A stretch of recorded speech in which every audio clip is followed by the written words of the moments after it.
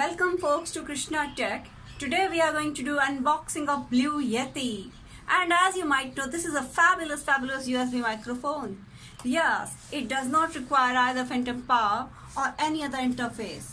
Simply plug it in and you are good to go. So let's go to its features in detail.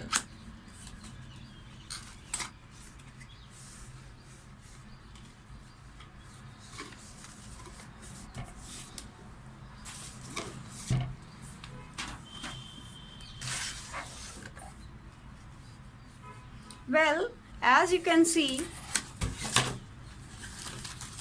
it has a USB cable with which you can attach it to your PC. There is a brochure also explaining its features.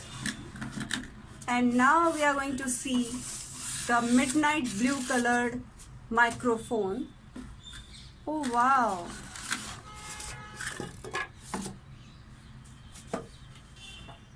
And as you can see, it's a really beautiful microphone and it's midnight blue in color, and it can be folded down for easy portability. It has buttons for headphone volume and instant mute in front, and there is a blue insignia, and at the back there is gain button and there is a pattern selection button. Yes, there are 4 patterns, which either of which you can choose, and in front there is an instant mute button and also a volume control button through which you can control its volume, headphone volume.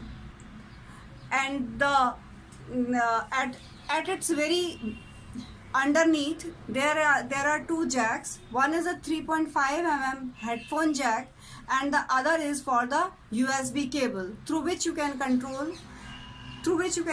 it to its to a PC.